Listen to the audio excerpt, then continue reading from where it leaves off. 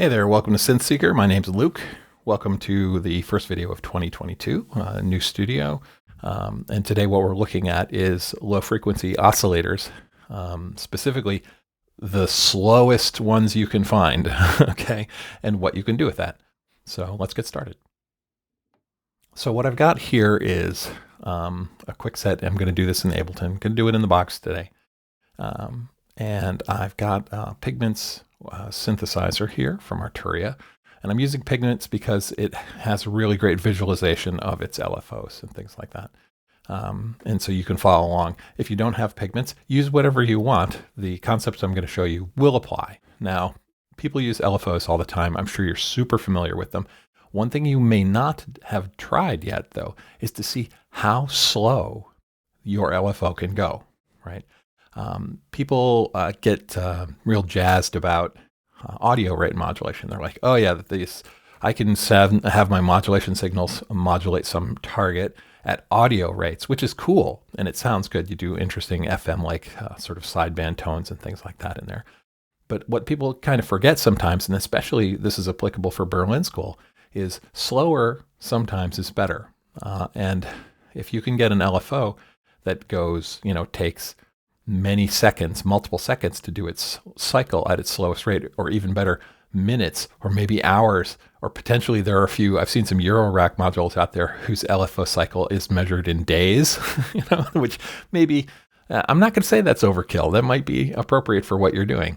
You can do some interesting things that resemble morphing in the classic sense, right? We all like timbre shifts, but sometimes your ear can get fatigued.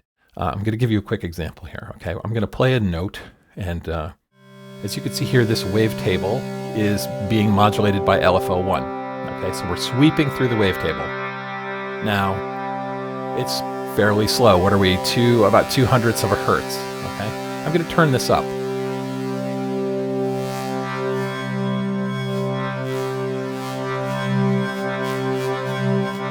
Now that's a common sound. If you go through the preset libraries of a lot of popular wavetable synths, or just synths in general, you're going to find things where they're modulating the shape of the waveform, either with a wavetable or through virtual analog or whatever their mechanism they're using, wave folding, as an example.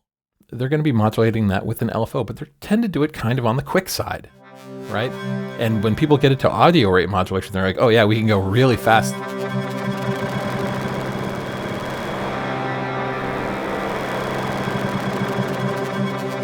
And that sounds cool, and it does sound cool. But the point of this video is take it the other direction. See how slow you can get it. And then if the parameter you're modulating, it can be a really wild parameter. It can dramatically change the sound. And when you do that stuff quickly or even at a medium rate, it sometimes is grating on the ear, so you don't like it. But if you turn that LFO way, way down and let it do it really slowly, you get more of a morphing quality. And sometimes those harsh changes that happen at mid-rate LFO frequencies sound really kind of cool and soothing at a low rate. So here it is again, slowed way down.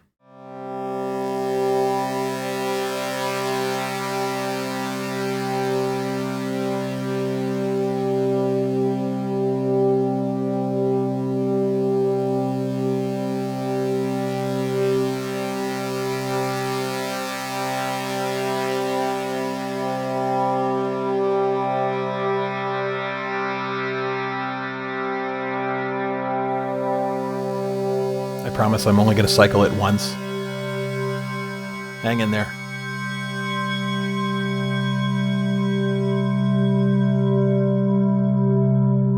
All right.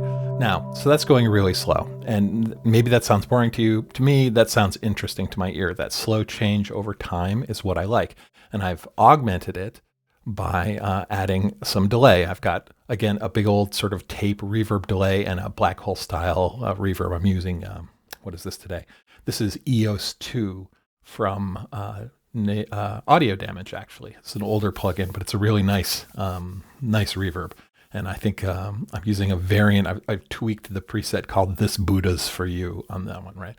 And so that long smearing reverb and delay, when combined with the wave, with the shape change of the waveform being modulated by a very slow LFO has this real floaty sort of spacey sound.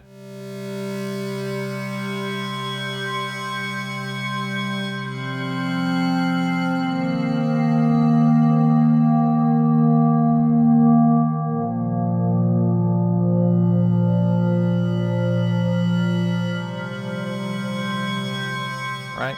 So consider that.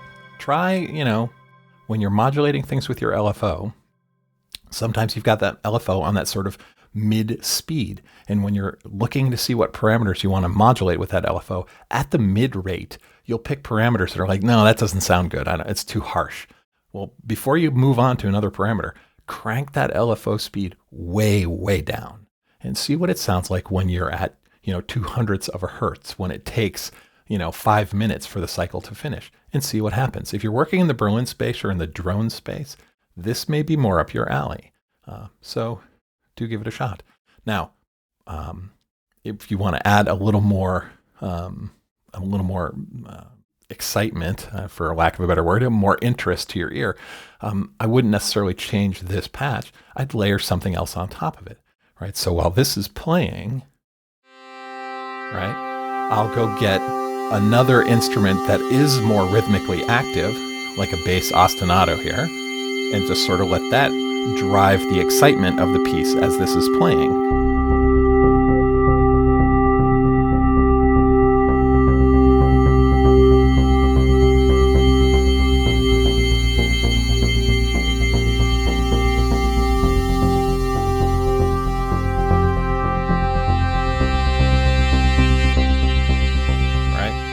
So what happens is you've got this sort of driving undercurrent there, right? And you've got this pad slowly being modulated by that really slow LFO on top of it. And so you've got these sweeps that rise up, right? It's almost the effect of a riser from, more EDM style music, but without actually doing a filter sweep or, a riser. What you're doing is having the LFO just manipulate some parameter so slowly that it feels like the sun rising, or the world rotating on its orbit, and you see, the galaxy coming across the horizon or something like that. But I'm nerding out here. So anyway, I'm going to wrap it up here.